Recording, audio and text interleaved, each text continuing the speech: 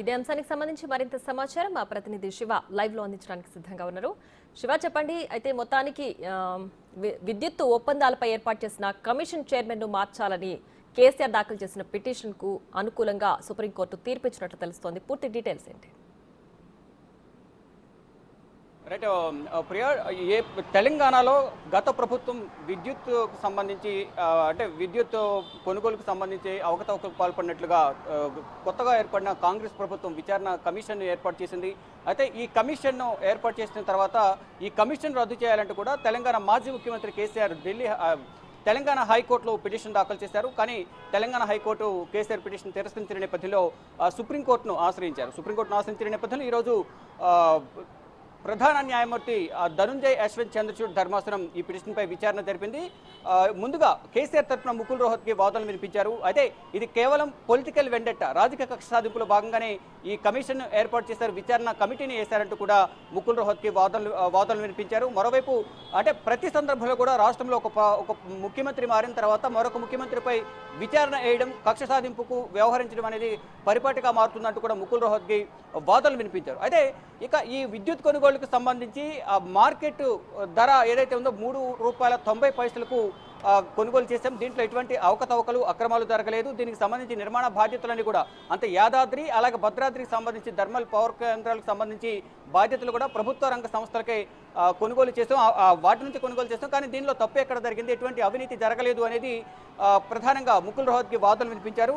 కానీ అంటే గతంలో ఏదైతే ప్రభుత్వం ఏర్పడిన తర్వాత ఈ లోటు ఉన్న నేపథ్యంలో, విద్యుత్ లోటు ఉన్న నేపథ్యంలో కొనుగోలు చేశారు అనేది ప్రధానంగా ముకుల్ రోహత్కి వాదనలు వినిపించారు. దానిలో భాగంగా అంటే ఎటువంటి అవకతవకలు జరగలేదనేది ప్రధానంగా చెప్తున్నారు.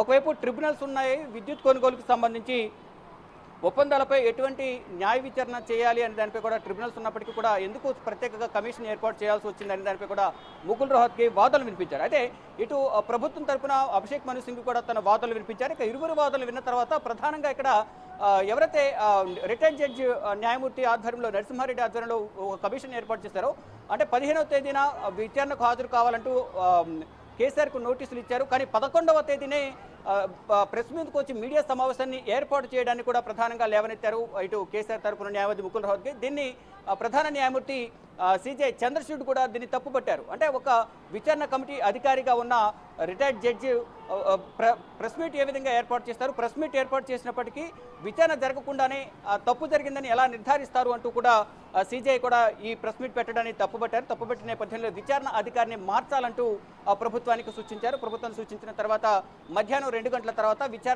కొత్త విచారణ అధికారిని ఎవరైతే ఉంటారో వేరే విచారణ అధికారిని నియమిస్తామంటూ కూడా ఇటు ప్రభుత్వం తరఫున అభిషేక్ మను సింగ్ బరికాసపట్లోని విచారణ అధికారి ఎవరు అనే దానిపై కూడా రైట్, విచారణ అధికారి ఎవరు అనే పేర్లు ఏమైనా బయటకు వచ్చాయా? ఎవరైనా పేర్లు వినిపిస్తున్నాయా? మరి కాసేపట్లో అనౌన్స్ చేయబోతున్నారు కదా.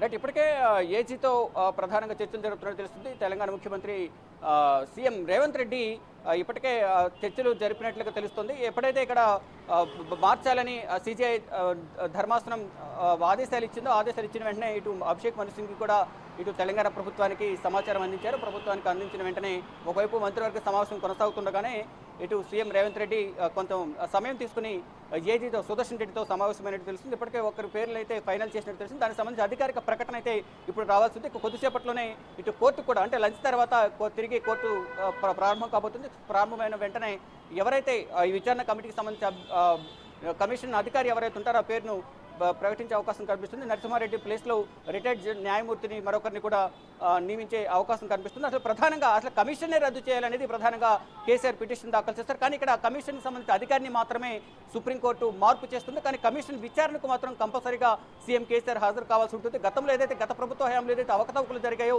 దానిపైన మాత్రమే ఇప్పుడు కమిషన్ ఏర్పాటు చేసింది. కాబట్టి ప్రజెంట్ ప్రభుత్వం ఇక్కడ తప్పు జరిగిందో లేదో విచారణకు హాజరు కావాల్సి ఉంటుంది. దానికి సంబంధించి కేవలం ఇక్కడ అధికారిని మాత్రమే మార్చారు, కమిషన్ మొత్తం రద్దు చేయలేదు. కేవలం కేసీఆర్ కమిషన్ మొత్తాన్ని రద్దు చేయాలి అనేది పిటిషన్ దాఖలు చేశారు. ఆ పిటిషన్ తెలంగాణ హైకోర్టు తిరస్కరించింది.